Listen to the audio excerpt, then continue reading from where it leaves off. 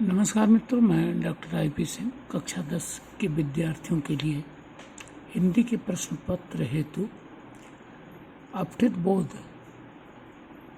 के काव्यांश का ये तीसरा वीडियो प्रस्तुत कर रहा हूँ।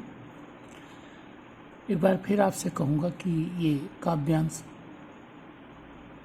लगभग आपसे उम्मीद की जाती है कि आपने पढ़ा नहीं होगा। पहली बार आप उसे पढ़ेंगे और उस पर जो प्रश्न पूछे गए हैं बहुचयनात्मक उसका उत्तर देंगे। तो आपको याद दिला दूं, मैंने कई बार कहा है कि कभी कभी चारों उत्तर सही होते हैं।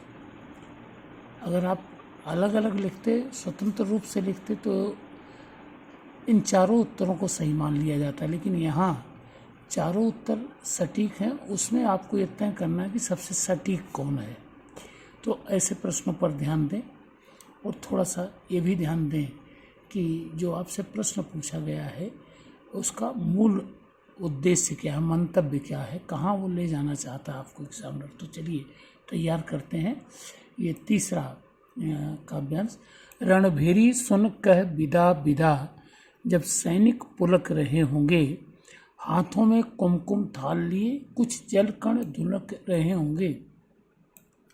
कर्तव्य प्रेम की उलझन में पथ भूल न जाना पथिक कहीं, बेदी पर बैठा महाकाल जब नर बलि चढ़ा रहा होगा, बलिहारी अपने ही कर से निज मस्तक बढ़ा रहा होगा।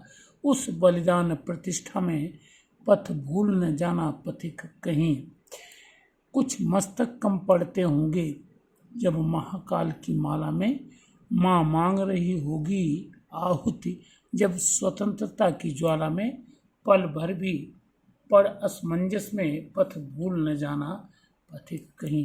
तो आपको क्लियर हो गया होगा कि ये लगभग उस समय का चित्रण है जब सैनिक अपनी पत्नी, माँ, बहन, बेटी से विदा लेता है और वो उस वीर को विदा करते समय माथे पर टीका लगा करके उसे विदा करती हैं। तो आता है कि रो रही होंगी, लेकिन हे सैनिक, तुम्हें उनके रुदन पर ध्यान नहीं देना है, माँ की रक्षा, देशभक्ति का परिचय देना है। तो इस पर जो प्रश्न आए हुए हैं वो देखते हैं। उपर्युक्त काव्यांश का उचित शीर्षक है पथ भूल न जाना पथिक कहीं, स्वतंत्रता की ज्वाला, राष्ट्र के प्रति कर्तव्य और रणभेरी का आह्वान। तो मित्रों, क्लियर है कि उत्तर तो चारों सही है, लेकिन यहाँ आपसे उम्मीद की जाती है कि आप सटीक उत्तर दें। तो इसकी जो शीर्षक पंक्ति है वही, और उसमें सब कुछ समाहित है। दूसरा है कि कुछ जल कण ढुलक रहे होंगे। पंक्ति किसके लिए कही गई है? तो विदाई के समय का चित्रण था जिसमें आया है। तो माँ भी रो रही होगी, बहन भी रो रही होगी, पत्नी भी रो रही होगी, क्योंकि प्रायः ये अंतिम विदाई भी हो सकती है, इसलिए। तो इसका उत्तर होगा उक्त सभी, अर्थात घ।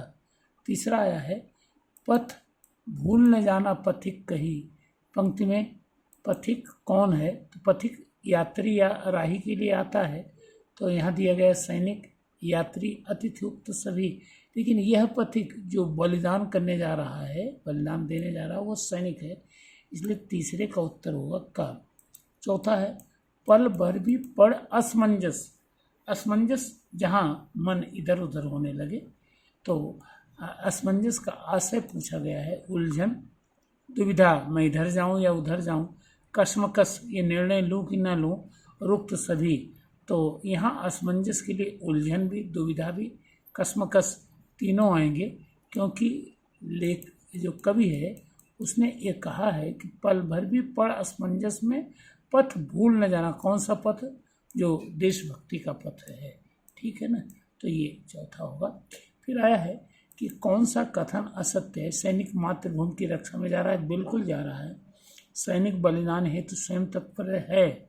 सैनिक निज स्वार्थ के लिए असमंजस में नहीं साहब, बस इसके लिए मना किया जा रहा है। और सैनिक स्वतंत्रता की ज्वाला में कूदने जा रहा है, ये भी सही है। तो उत्तर होगा ग। तो इस तरह से मित्रों आपका पूरा जो उत्तर होगा वो कुछ इस प्रकार होगा।